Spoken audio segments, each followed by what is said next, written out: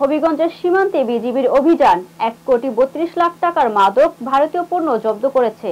হবিগঞ্জ প্রতিনিধি একে কাউসার আইটিভি বাংলাকে জানিয়েছেন, হবিগঞ্জ জেলা চুনারুঘাট সহ সীমান্তে হবিগঞ্জ 55 বিজিবি 12 ঘন্টায় চিরুনি অভিযানে 1,32,00,000 টাকার ভারতীয় বিভিন্ন প্রকার পণ্য এবং মাদকদ্রব্য জব্দ করেছে। সীমান্তের বিভিন্ন স্থানে বিজিবির টহল দলের অভিযানে মালিকবিহীন অবস্থায় 1,31,88,020 টাকার মূল্য মানের ভারতীয় বিভিন্ন প্রকার পণ্য সামগ্রী, ভিটামিন ঔষধ, মাদকদ্রব্য, মদ ও বাংলাদেশি মশার কয়েল এবং একটি ট্রাক আটক করতে সক্ষম হয়।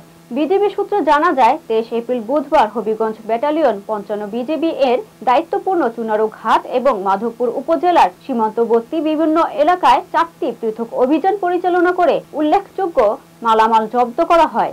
এই সময় ঢাকা-সিলেট মহাসড়কে সিলেট হতে ছেড়ে আসা একটি পালভর্তি ট্রাককে দেখতে পেয়ে টহল দল ট্রাকটিকে থামার জন্য সিগন্যাল দেয়। বিজিবির উপস্থিতি টের পেয়ে ট্রাক চালক টহল দলদের দূরে ট্রাকটি রেখে দ্রুত পালিয়ে যায়।